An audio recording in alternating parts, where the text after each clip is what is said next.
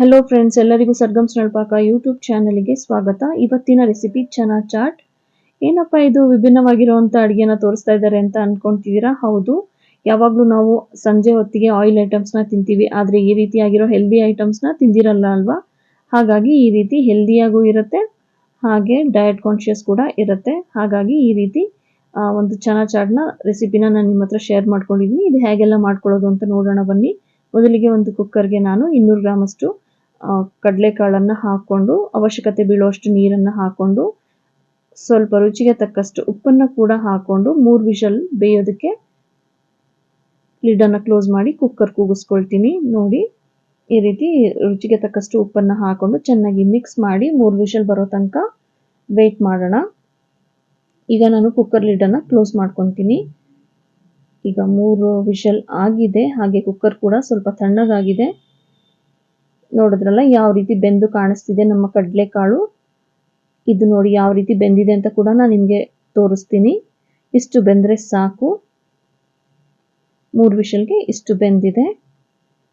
ನಂತರ ನಾನು ಇದಕ್ಕೆ ಬೇಕಾಗುವಂಥ ಮಸಾಲೆನ ರೆಡಿ ಮಾಡ್ಕೊಳ್ತೀನಿ. ಮೊದಲಿಗೆ ಒಂದು ಬೌಲ್ಗೆ 1/4 ಟೀ ಸ್ಪೂನ್ ಅಷ್ಟು ಅರಿಶಿನ, 1 ಟೀ ಸ್ಪೂನ್ ಅಷ್ಟು ಧನಿಯಾ, 1 ಟೀ ಸ್ಪೂನ್ ಅಷ್ಟು ಖಾರದ ಪುಡಿ, ಅರ್ಧ ಟೀ ಸ್ಪೂನ್ ಅಷ್ಟು ಗರಂ ಮಸಾಲ ಪೌಡರ್ ಹಾಗೂ ಸ್ವಲ್ಪ ನೀರನ್ನು ಹಾಕೊಂಡು ಇದನ್ನು ಪೇಸ್ಟ್ ರೀತಿಲಿ ಮಾಡಿಕೊಂಡು ರೆಡಿ ಮಾಡ್ಕೊಳ್ಳೋಣ. ನಂತರ ಒಂದು ಪ್ಯಾನ್ಗೆ ನಾವು ಒಂದು 3 ಟೀ ಸ್ಪೂನ್ ಅಷ್ಟು ಎಣ್ಣೆನ ಹಾಕ್ಕೊಂಡು, ನಾವೇನು ರೆಡಿ ಮಾಡಿಟ್ಕೊಂಡಿದ್ವಲ್ಲ ಇವಾಗ ಮಸಾಲ, ಅದನ್ನು ಹಾಕ್ಕೊಂಡು ಸ್ವಲ್ಪ ಹೊತ್ತು ಕುದಿಸ್ಕೊಳ್ಳೋಣ. 1 ನಿಮಿಷ ಇದನ್ನು ಎಣ್ಣೆ ಒಳಗೆ ಹಾಗೆ ಫ್ರೈ ಮಾಡಿಕೊಂಡ್ರೆ ಸಾಕು. ನೋಡಿದ್ರಲ್ಲ, ಹಾಗೆ ಇದನ್ನು ಸ್ವಲ್ಪ ಹೊತ್ತು 1 ನಿಮಿಷ ಇದನ್ನು ಫ್ರೈ ಮಾಡಿಕೊಂಡ್ರೆ ಸಾಕು. ಎಣ್ಣೆಯೊಂದಿಗೆ ಈ ಮಸಾಲೆ ಬೆರೆಯೋ ತನಕ ಫ್ರೈ ಮಾಡಿಕೊಂಡ್ರೆ ಸಾಕು. ಹಾಗೆ ನಾವು ಬೇಯಿಸಿಟ್ಕೊಂಡಿದ್ವಲ್ಲ ಆ ಕಡಲೆಕಾಳನ್ನು ನೀರಿಂದ ಬೇರ್ಪಡಿಸಿ ಇದಕ್ಕೆ ಹಾಕ್ಕೊಳ್ಳೋಣ. ಹಾಕ್ಕೊಂಡು ಚೆನ್ನಾಗಿ ಮಿಕ್ಸ್ ಮಾಡ್ಕೊಳ್ಳೋಣ. ನೋಡಿದ್ರಲ್ಲ, ಎಷ್ಟೊಂದು ಸರಳ, ಎಷ್ಟೊಂದು ಸುಲಭವಾಗಿ ಆಗುವಂತಹ ರೆಸಿಪಿ. ಈವ್ನಿಂಗಿಗೆ ಒಂದು ಒಳ್ಳೆಯ ಹೆಲ್ದಿ ಆಗಿರುವಂಥ ಸ್ನ್ಯಾಕ್ಸ್ ತುಂಬಾನೇ ಬೇಗ ರೆಡಿ ಆಗುತ್ತೆ. ಮಕ್ಕಳಿಗಂತೂ ಮಕ್ಕಳು ತುಂಬಾನೇ ಇಷ್ಟಪಡ್ತಾರೆ, ದೊಡ್ಡವ್ರಿಗೂ ಕೂಡ ತುಂಬಾನೇ ಇಷ್ಟ ಆಗುತ್ತೆ. ಸ್ವಲ್ಪ ಗಟ್ಟಿ ಆದರೆ ಆಯಿತು. ಯಾರೆಲ್ಲ ನಮ್ಮ ಚಾನಲ್ ಸರ್ಗಮ್ ಸ್ನಳ್ಪಾಕನ ಸಬ್ಸ್ಕ್ರೈಬ್ ಮಾಡ್ಕೊಂಡಿಲ್ವೋ ಸಬ್ಸ್ಕ್ರೈಬ್ ಮಾಡ್ಕೊಳ್ಳಿ. ಒಂದು ವಿಡಿಯೋನ ನೋಡಿ ಡಿಸೈಡ್ ಮಾಡ್ಕೋಬೇಡಿ, ಒಂದು 3-4 ವಿಡಿಯೋನ ನೋಡಿ ನಂತರ ನೀವು ಸಬ್ಸ್ಕ್ರೈಬ್ ಮಾಡ್ಕೊಳ್ಳಿ. ನೋಡಿ, ಈಗ ಚೆನ್ನಾಗಿ ಗಟ್ಟಿ ಆಗಿದೆ ಇದು. ಇವಾಗ ಇದು ರೆಡಿ ಆಗಿದೆ. ಈಗ ನಾನು ಇದನ್ನು ಗ್ಯಾಸನ್ನು ಆಫ್ ಮಾಡ್ಕೊಳ್ತೀನಿ, ಯಾಕಂದರೆ ಇದು ಸ್ವಲ್ಪ ತಣ್ಣಗಾಗಬೇಕು.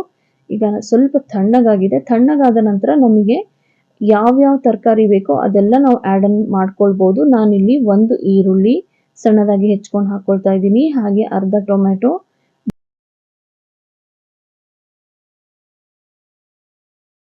2 ಟೀ ಸ್ಪೂನ್ ಅಷ್ಟು ಸೌತೆಕಾಯಿ, ಸ್ವಲ್ಪ ಕೊತ್ತಂಬರಿ ಸೊಪ್ಪು ಹಾಗೂ ಅರ್ಧ ನಿಂಬೆಹಣ್ಣು ಹಿಂಡ್ಕೊಂಡು ಚೆನ್ನಾಗಿ ಮಿಕ್ಸ್ ಮಾಡ್ಕೊಳ್ಳೋಣ. ನಿಮಗೆ ಇನ್ನೂ ಒಂದು ಸ್ವಲ್ಪ ಹೆಚ್ಚಿಗೆ ಹಾಕೋಬೇಕು ಅಂದರೆ ಹಾಕೊಳ್ಳಿ. ಚೆನ್ನಾಗಿ ಮಿಕ್ಸ್ ಮಾಡಿಕೊಂಡು ಸರ್ವಿಂಗ್ ಪ್ಲೇಟ್ಗೆ ಸರ್ವ್ ಮಾಡ್ಕೊಳ್ಳೋಣ. ಸರ್ವಿಂಗ್ ಪ್ಲೇಟ್ಗೆ ಸರ್ವ್ ಮಾಡ್ಕೊಳ್ಬೇಕಾದ್ರೆ ಸ್ವಲ್ಪ ಸೇವನ್ನು ಬೆರೆಸಿ ಮತ್ತಷ್ಟು ಸೌತೆಕಾಯಿ ಅದೆಲ್ಲ ಬೇಕಿದ್ರೆ ಮಿಕ್ಸ್ ಮಾಡ್ಕೊಂಡು ಹಾಕ್ಕೊಳ್ಳೋಣ. ನೋಡಿದ್ರಲ್ಲ, ಇಷ್ಟೊಂದು ಸಿಂಪಲ್ ಆಗಿ ಸಂಜೆ ಹೊತ್ತಿನ ಸ್ನ್ಯಾಕ್ಸ್ ರೆಡಿ ಆಗಿದೆ ಅಂತ. ಇದು ಚನಾ ಚಾಟ್ ತುಂಬ ಚೆನ್ನಾಗಾಗುತ್ತೆ ಹಾಗೂ ಬೇಗ ಕೂಡ ಆಗುತ್ತೆ. ಒಂದು ಸಲ ಮಾಡಿಕೊಂಡ್ರೆ ಪದೇ ಪದೇ ಮಾಡ್ಕೊಂಡು ತಿಂತೀರಾ, ಅಷ್ಟು ಚೆನ್ನಾಗಿರುತ್ತೆ. ಬನ್ನಿ ಇದನ್ನು ಸರ್ವಿಂಗ್ ಪ್ಲೇಟ್ಗೆ ಸರ್ವ್ ಮಾಡ್ಕೊಳ್ಳೋಣ. ಅದ್ರ ಮೇಲೆ ಸ್ವಲ್ಪ ಸೇವನ್ನು ಉದುರಿಸ್ಕೊಂಡು ಸರ್ವ್ ಮಾಡ್ಕೊಳ್ಳೋಣ. ಮತ್ತೆ ಸಿಗೋಣ ನಮ್ಮ ಮುಂದಿನ ರೆಸಿಪಿಯಲ್ಲಿ. ಅಲ್ಲಿ ತನಕ ಟೇಕ್ ಕೇರ್, ಬಾಯ್.